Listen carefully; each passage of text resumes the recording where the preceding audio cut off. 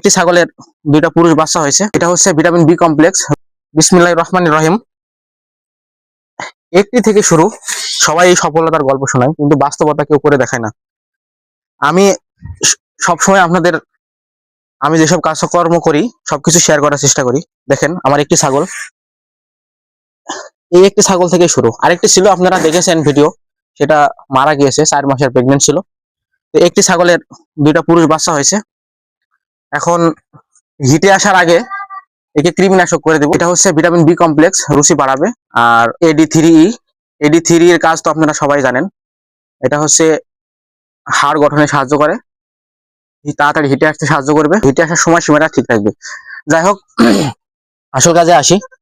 জসিম ভাই একজন পশু ডাক্তার, তো আমিও তার থেকে কিছু নিজের নিজের কাজকর্মের জন্য শিখে রাখছি, কারণ সবসময় তো আর ডাকা যায় না ছোটখাটো ইনজেকশন বা সবকিছুর জন্য।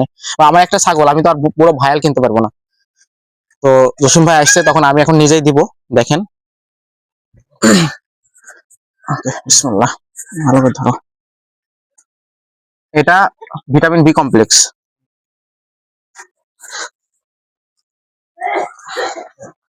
আরেকটা জিনিস খেয়াল রাখবেন, যে ছাগলের ইনজেকশন দেওয়ার ক্ষেত্রে সবসময় সামনের রানে দেওয়ার চেষ্টা করবেন, কারণ পিছনের রানে অনেক সময় গোস্ত থাকে না, অনেক শুকনা থাকে। আর এখানে নার্ভে যদি আঘাত হয়, তো ইনজেকশন পুশ করার সঙ্গে সঙ্গে কিন্তু খোঁড়া হয়ে যাবে, এটা বড় ধরনের, হ্যাঁ, সাইড পড়ে যাবে, একটা বড় ধরনের ক্ষতি হয়ে যাবে। তাই সবসময় সামনের রানে দেওয়ার চেষ্টা করবেন। আর একটি ছাগল থেকে শুরু, আমি বলছি, চোখ রাখুন, দেখুন, আগামী 3 বছরে একটি ছাগল থেকে 20টি ছাগল তৈরি করবো ইনশাল্লাহ। এক সাইডে দিলে পরবর্তীতে আরেক সাইডে দেওয়ার চেষ্টা করবেন।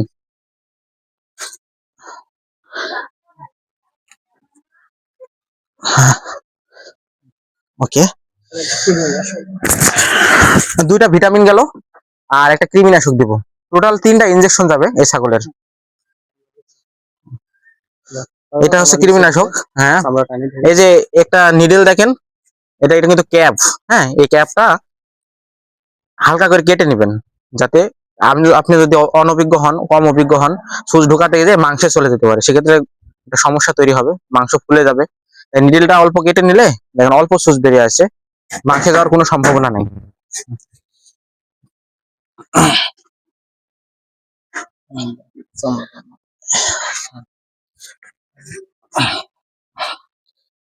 এভাবে দিব না, এভাবে